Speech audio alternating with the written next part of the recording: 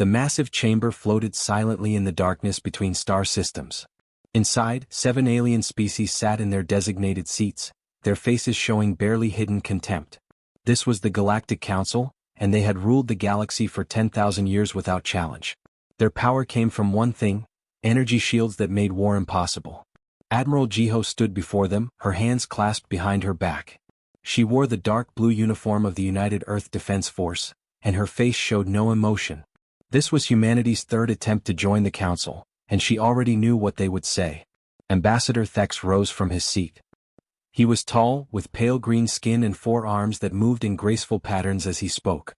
His voice carried across the chamber with practiced authority. "Humanity's application is denied," Thex announced. "Your species remains too primitive for Council membership. You still use kinetic weapons. Bullets, missiles.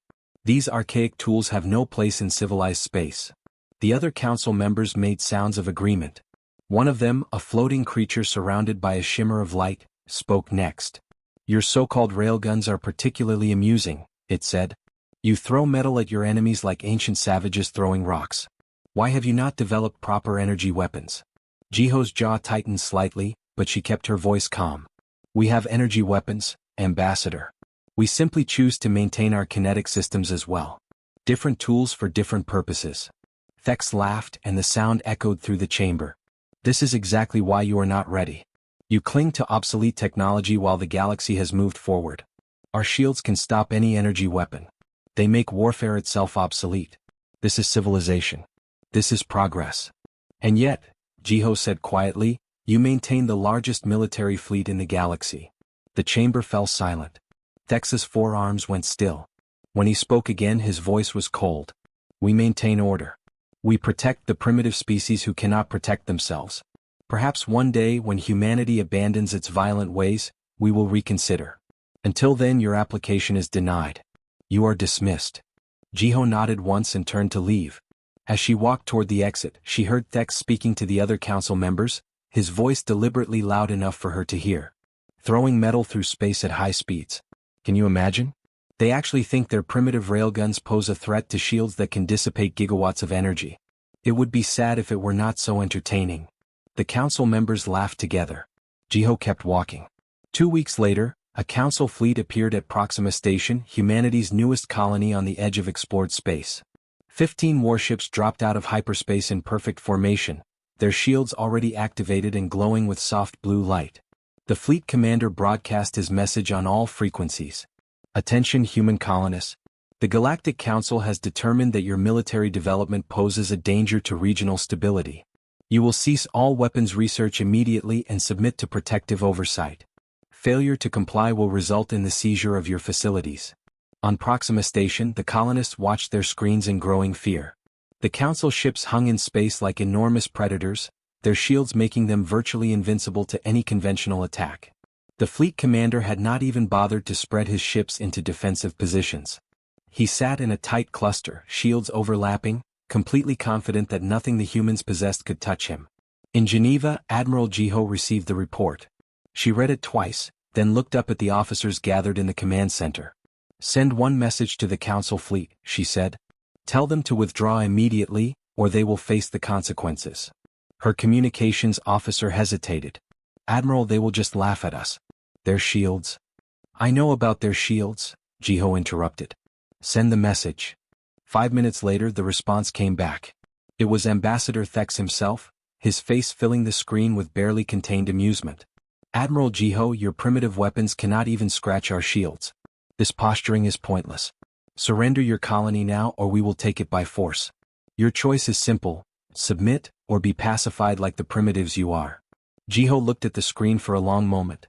Then she turned to her weapons officer. "Captain Hyunwoo, is the hammer ready?" "Yes, Admiral. We have a firing solution on all 3 capital ships." "Then fire when ready."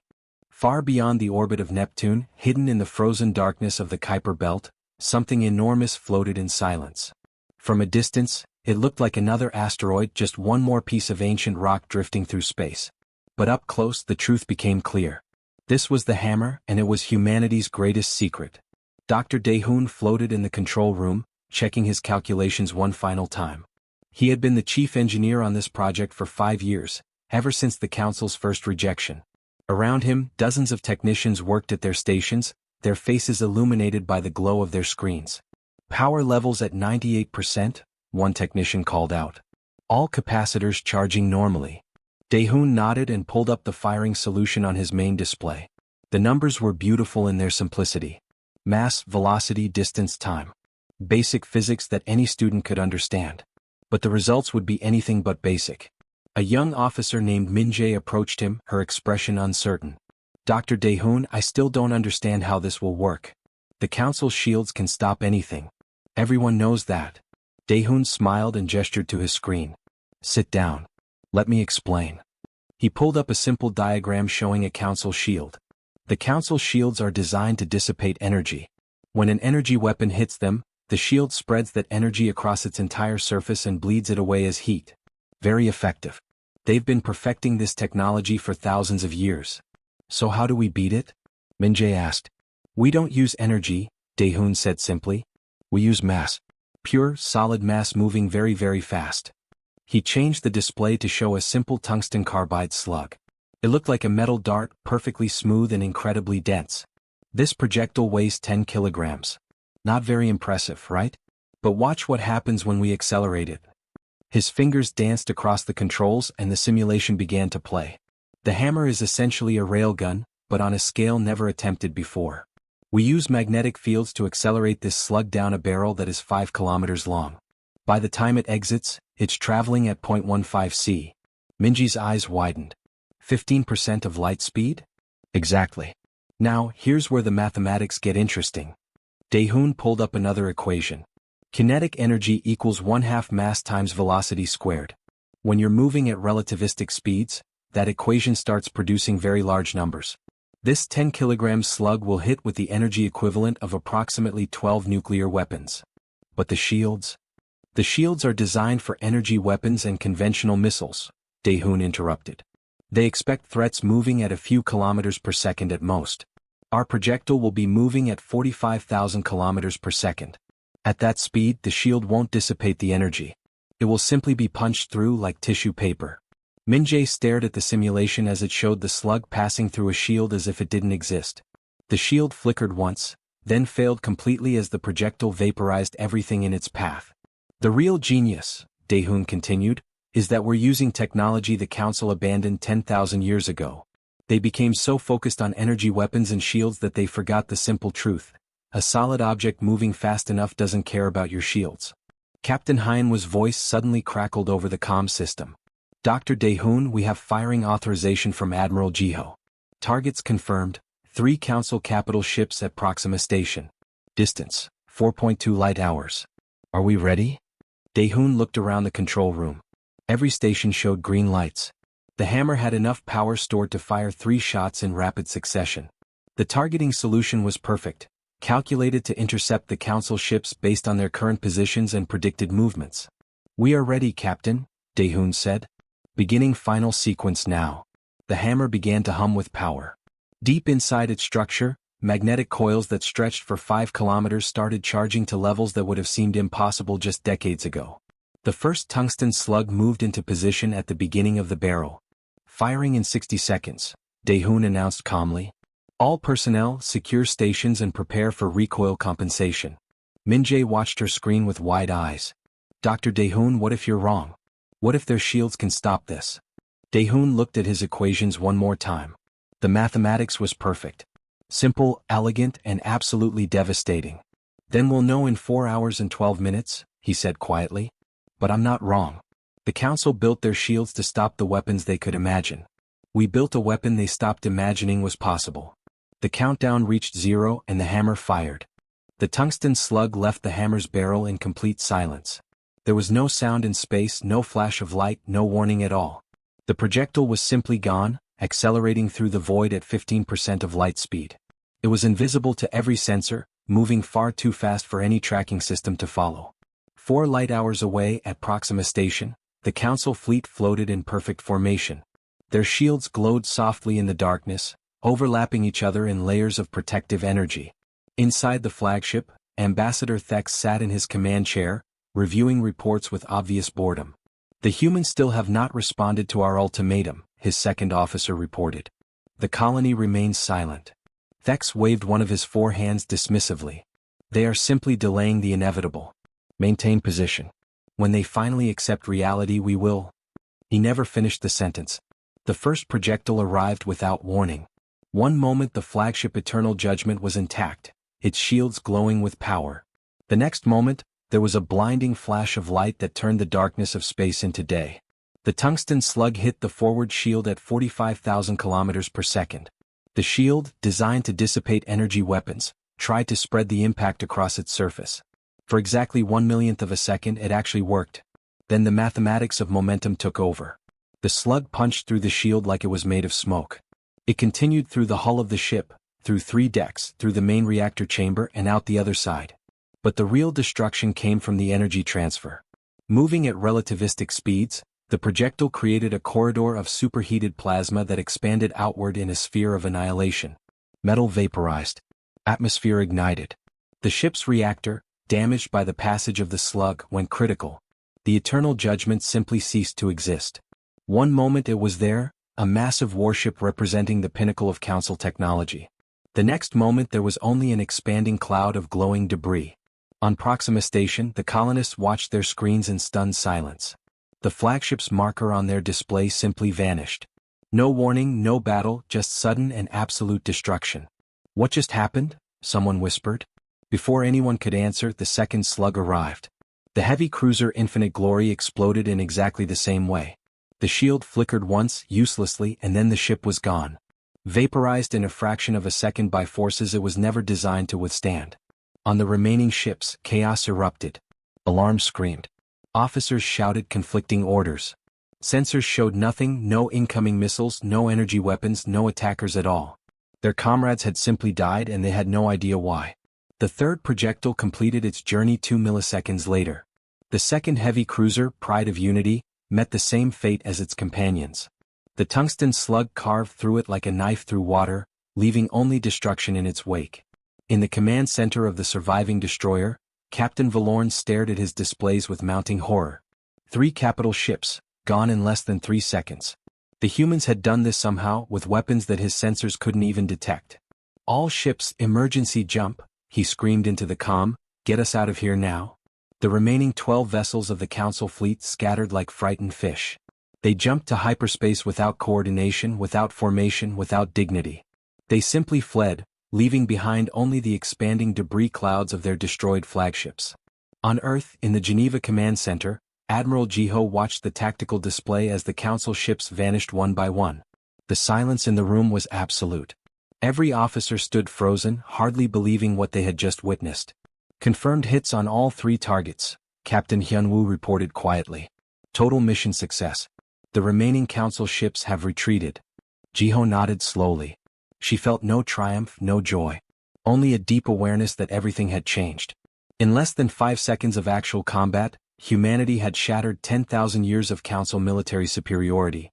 Across the galaxy, automated observation stations had recorded everything.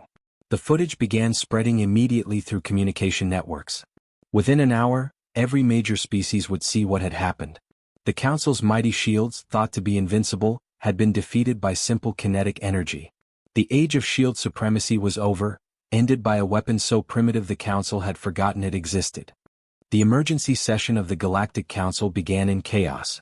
Representatives from all 7 elder species materialized in the chamber through holographic projection, their images flickering with barely contained fury. For the first time in recorded history, the Council chamber was not quiet and dignified. It was filled with shouting. "This is an act of war," roared Ambassador Krevin, his scales flashing red with anger.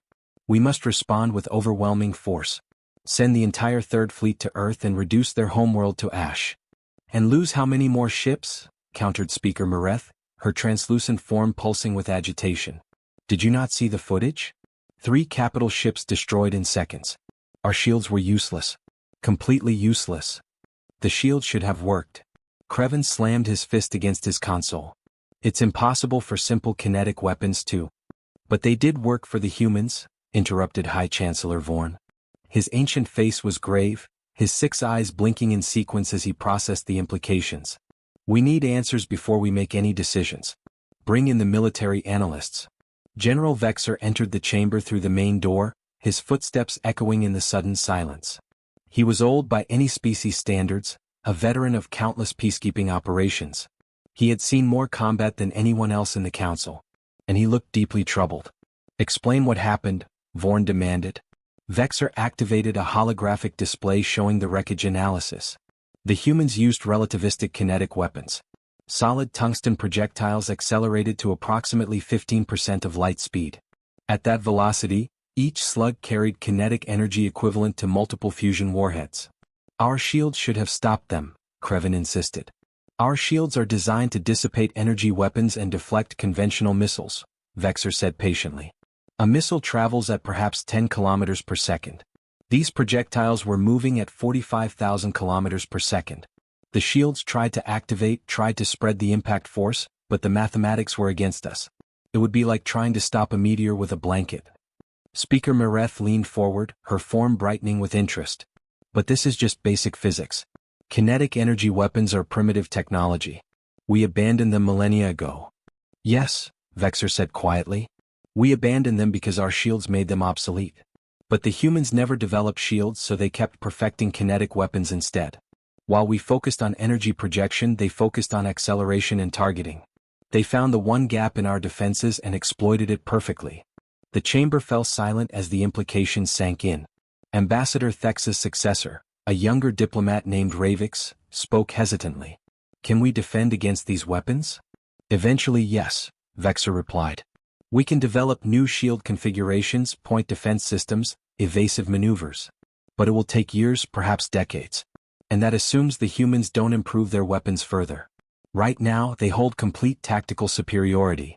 This is unacceptable, Krevin shouted. We are the Galactic Council.